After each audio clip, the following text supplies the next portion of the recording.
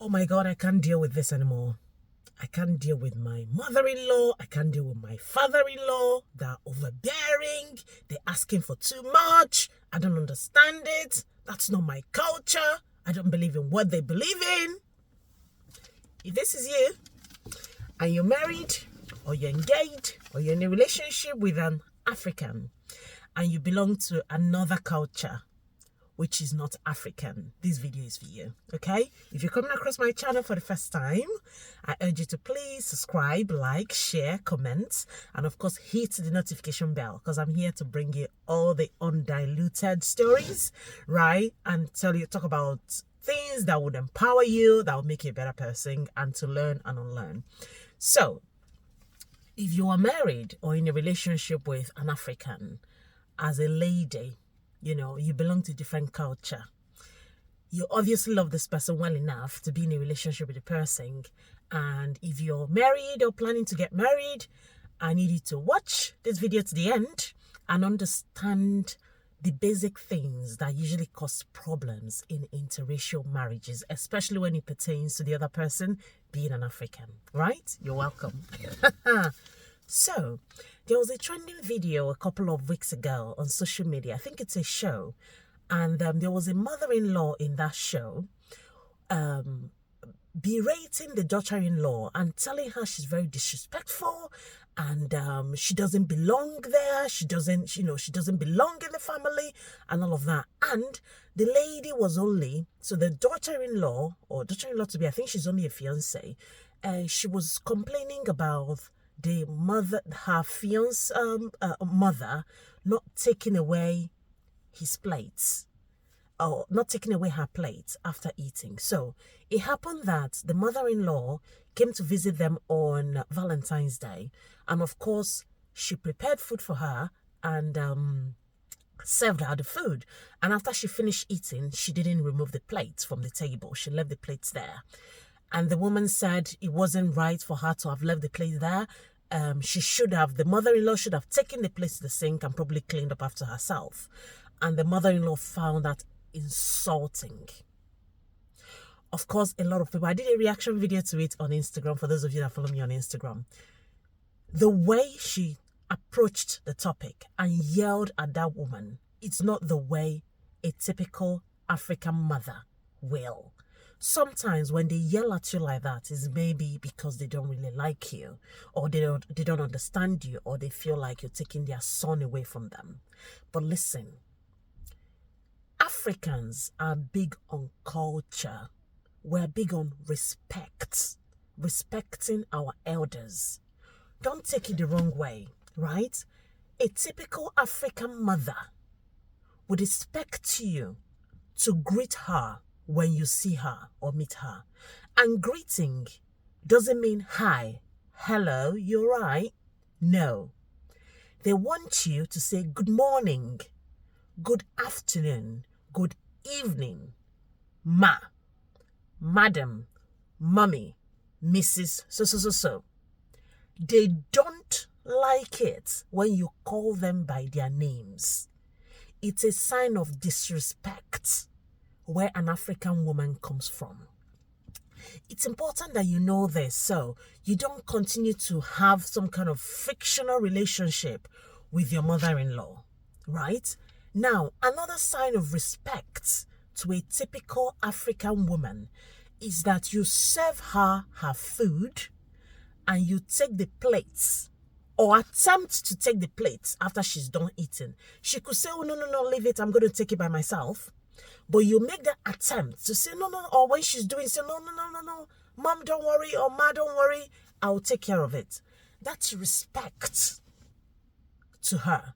So you might see that as, oh, no, I'm not her slave, I shouldn't be cleaning up after herself, and all of that. But where she comes from, that's a sign of respect. And if your mother-in-law feels disrespected by you, she's not going to like you. She's not going to like you.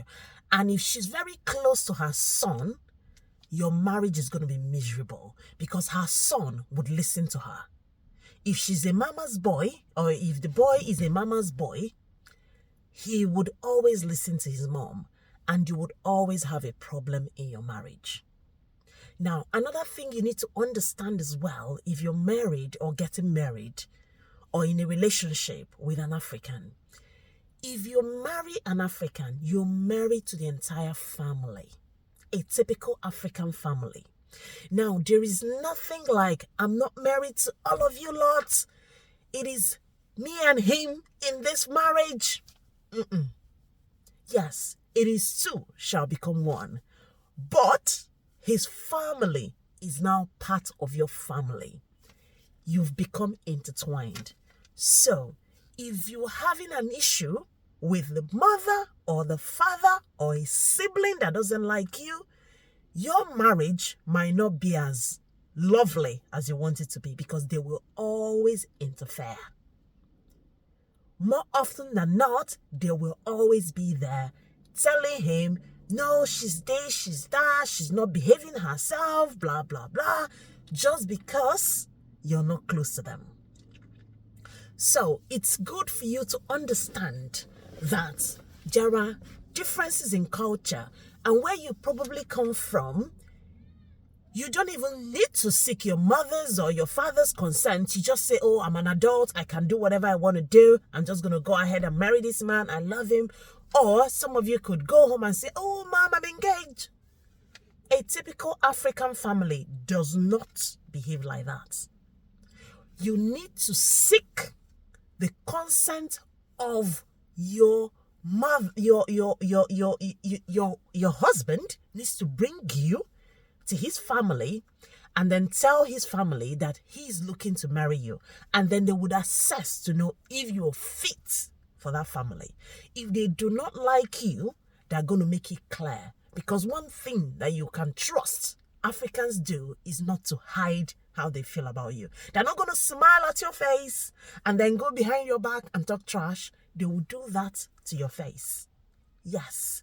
They're not like the white people or some other culture that, they rather be courteous and, smile at you and pretend that everything is okay and go behind your back and act otherwise.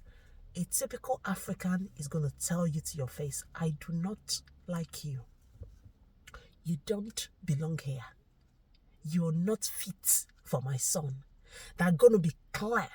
They will tell you that. The way they act around you, the way they speak to you is going to be very obvious.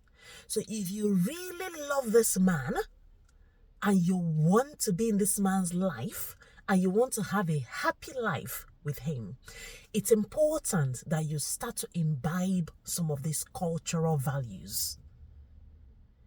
Because if we love somebody, we want to try to imbibe some of their cultural values that is not harmful to you. Most of our African culture are not really harmful to anybody. It's just a case of being respectful, the way they define respect, speaking to your mother-in-law without raising your voice, because if you raise your voice, it's a sign of disrespect. They don't like it. You don't raise your voice and you don't challenge them consistently. I know somebody's going to say, oh, it's true.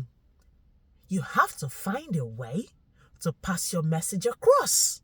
Do not do it when she's upset and yelling. You have to be tactical. Even in our workplaces, we're tactical because we know we would, if you do, if you behave in a certain kind of way, you're going to lose your job. So why can't we do that in our marriages and in our relationships and all of that? Especially when you're getting on with somebody from a different cultural background from you. Now, to our mother-in-laws, our African mother-in-laws or father-in-laws that know that their in-laws are coming from a different background, you need to be patient. You need to gently explain the differences in culture and not yell at people and scream at people and tell people that they're not doing this and that because they don't even know they're supposed to be doing it. They don't know. So you explain to them nicely.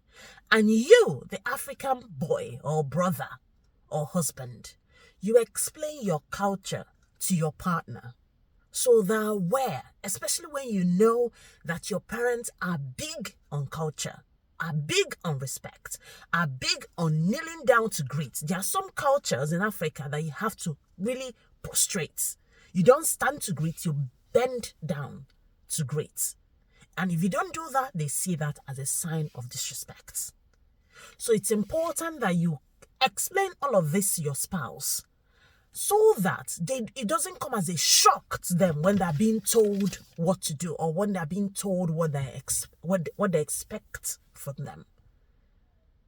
So I just think I should put this out there.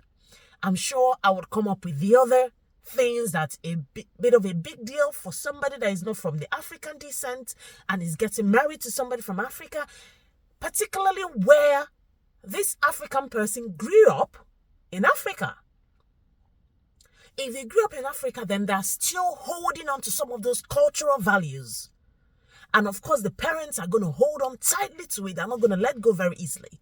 But if it's somebody that was born and bred abroad and is not really in tune with the culture, and of course the parents are not really in tune with the culture, you might not experience some of this.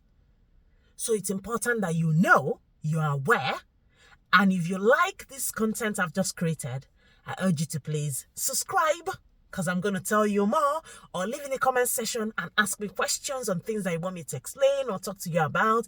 I'll be more than happy to do that. So like, share, comment, subscribe, and of course, hit the notification bell. It's your girl, UC Jenny, and I'll see you soon. Bye-bye.